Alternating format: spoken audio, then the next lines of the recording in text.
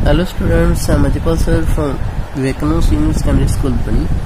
I will start the next topic of class 10th science, that is electric motor. Okay, first of all we discuss the definition of electric motor.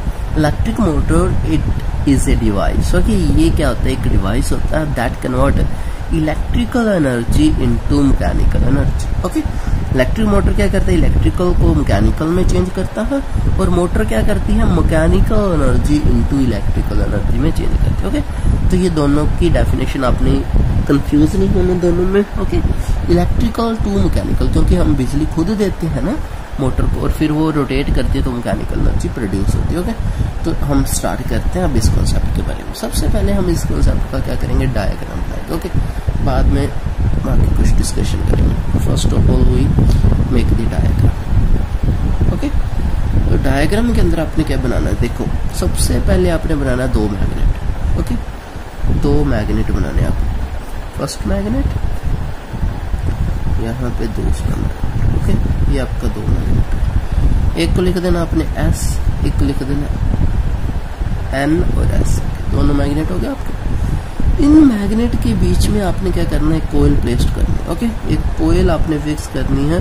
किसके ऊपर? एक axle के ऊपर. This is the axle, ये आपका axle है. Okay, इस axle के ऊपर आपने एक कोयल लगानी है. चलो कोयल फिट करते हैं इस एक्सिल. ये आपकी कोयल होगी. ओके, नेम दे देते हैं कोयल को A B C D. This is the name of the coil. Okay, ये नेम है कोयल. और यहाँ इस तरीके से. ओके, ये पैरेलल लेके आना थोड़ा सा. ओके, फिर आपने क्या करना है? इसके जो यहाँ से पॉइंट आएगा और यहाँ से ये वायर आएगी, उसको आपने दो ब्रश के साथ कनेक्ट करना. ओके, टू आपने ब्रश के साथ कनेक्ट करना. वो ब्रश होंगे आपके, ये मैं यहाँ से ब्रश बना रहा हूँ. Okay, this are the brush. ये brush,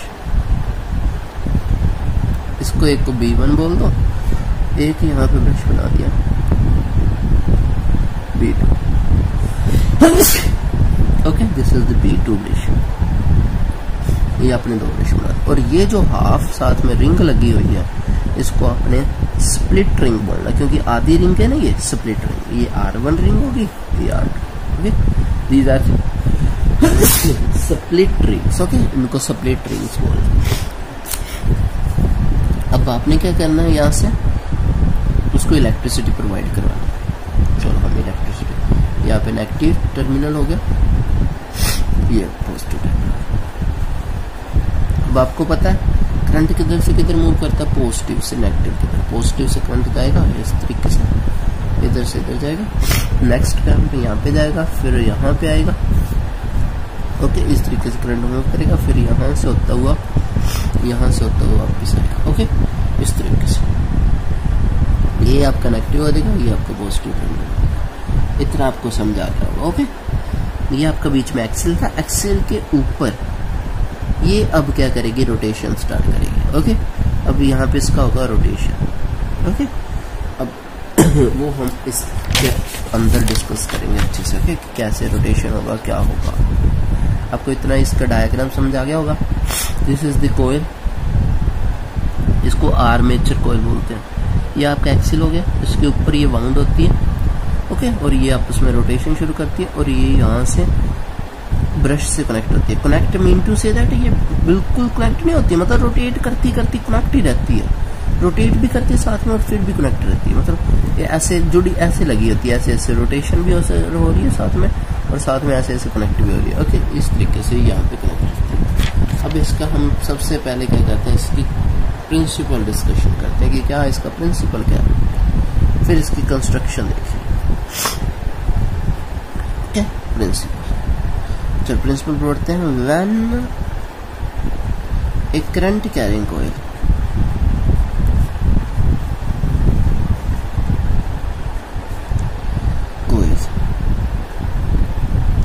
is placed in magnetic field, it experience a torque. Okay, जब आप क्या करते हो? करंट कैरिंग कोयल को क्या करते हो?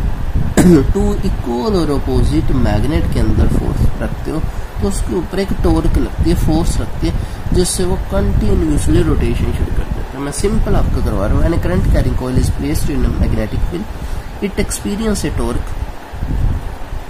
And start rotation.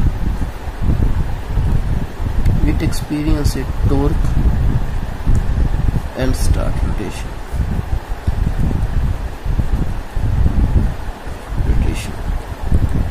Direction of rotation जो किसको कौन बताएगा? The direction of rotation is given by, जो हमने रूल किया था,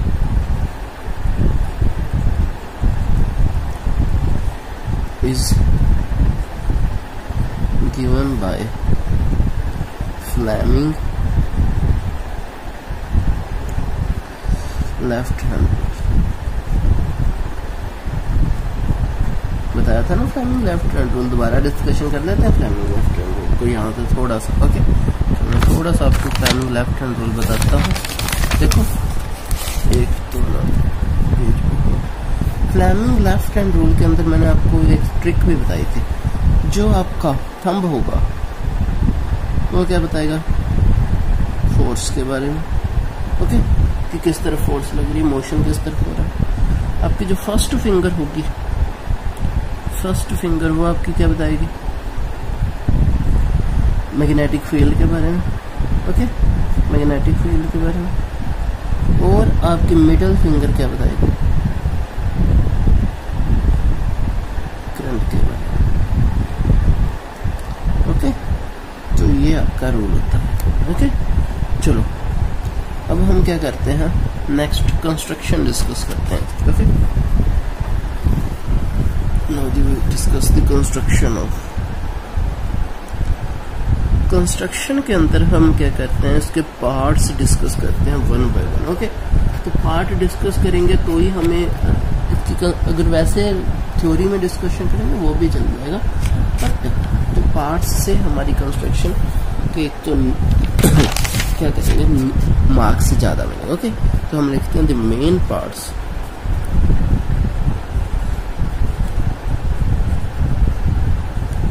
of the electric motor is given below. Main part हम डिस्कस करने जा रहे हैं इलेक्ट्रिक मोटर। ओके, सबसे जो मेन पार्ट था मैंने बताया था armature coil. Okay, armature coil. तो क्या होती है armature coil? It consist of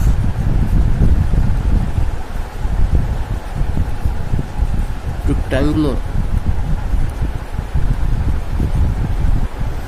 coil ABCD of large number of insulated, okay, काफी सारी टर्म होती है इसके अंदर। Large number of insulated copper wire, copper wire turns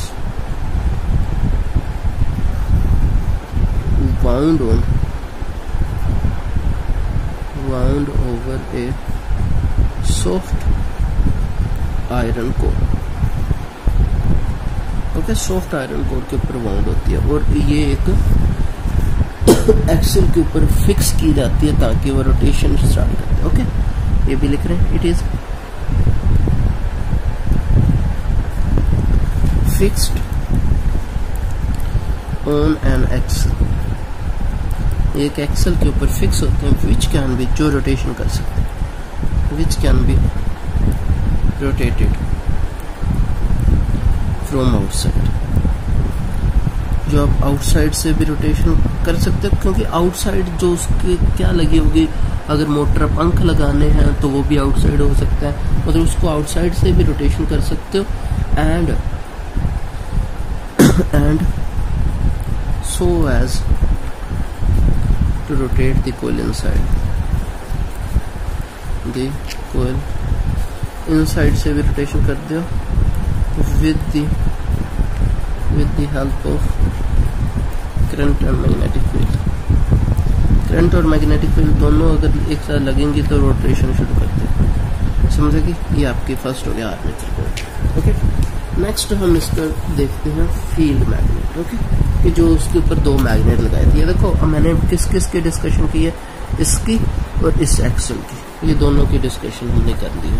next हम फील्ड मैग्नेट की डिस्कशन करते हैं। व्हाट इज फील्ड मैग्नेट, क्या होते हैं, कैसे इनको लगाया जाता है। सेकंड फील्ड मैग्नेट की डिस्कशन हम करते हैं। ओके, तो एक मिनट ये पेज उठ रहा है, इसको फिक्स कर दें। Second field magnet,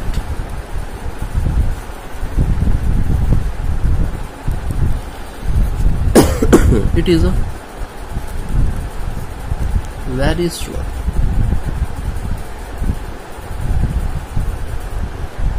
magnet having two poles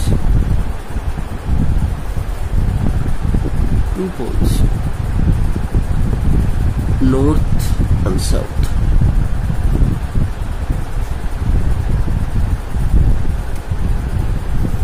okay, north से साउथ दो पोल होते हैं।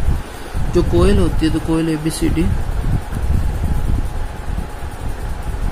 Free to rotate in the magnetic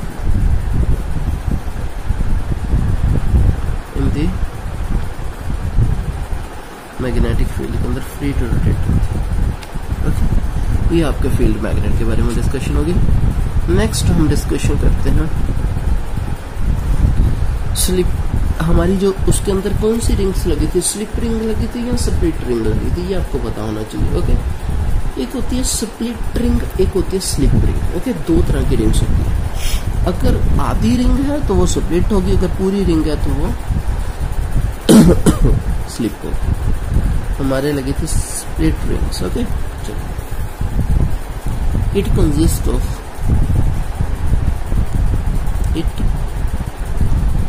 of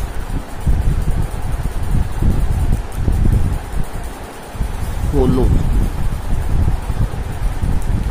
cylinder cut into two halves। दो हाफ, मतलब कोई सिलेंडर मान लो, उसको आपने दो हाफ में कट किया हो। कैसे, मैं आपको बना के थोड़ा सा दिखाता हूँ। ये देखो, इस तरीके से।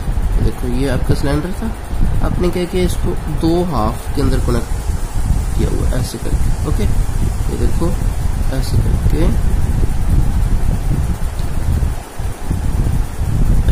ये दो हाफ के अंदर ऐसे करके बनी हुई। ओके, सिलेंडर को आधे आधे हिस्सों में, दो हिस्सों में आपने बांट रखा है। तो ये होती है, और इसके साथ ही दूसरी लगी होती है इस तरीके से। ओके, ये भी ऐसे होती है, ये भी ऐसे होती है, ये भी ऐसे होती है।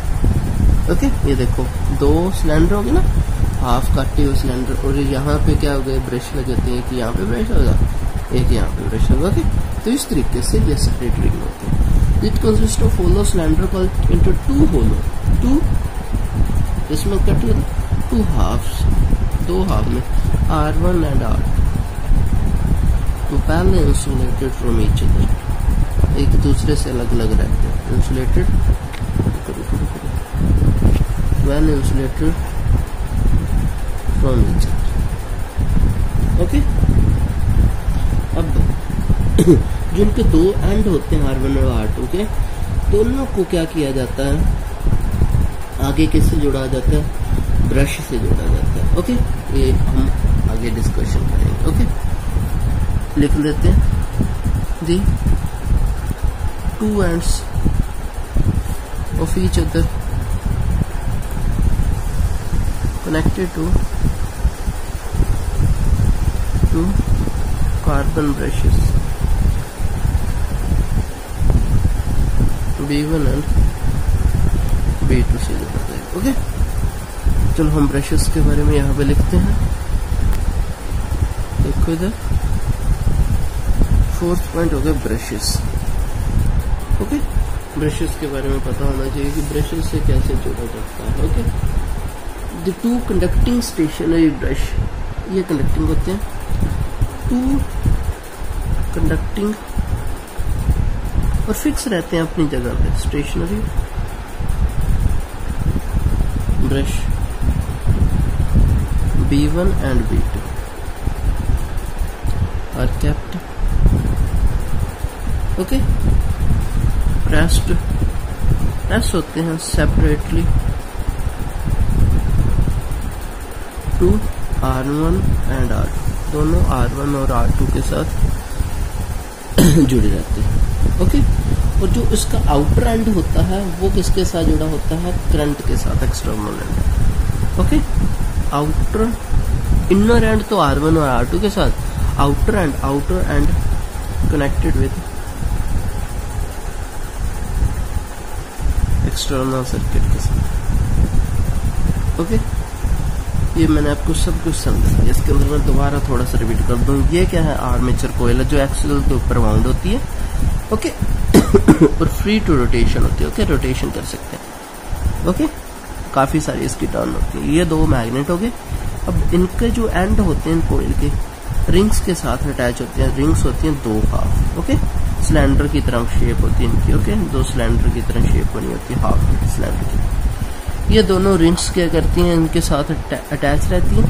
बट ये ब्रश है अटैच नहीं होते, ये फिक्स रहते हैं ब्रश। ओके, ये रोटेशन होती रहती है कंप्लीट, और ये आपस में घूमते रहते हैं। ये रिंग्स घूमती है बट ब्रश नहीं घूमते। ओके, ब्रश एक्सटर्नल सर्किट से भी जुड़ी हुई है, इंटरनल सर्किट से भी जुड़ी हुई है। ओके, तो इस तरीके से ये इस टाइप की मोटर की क्या थी? कंस्ट्रक्शन।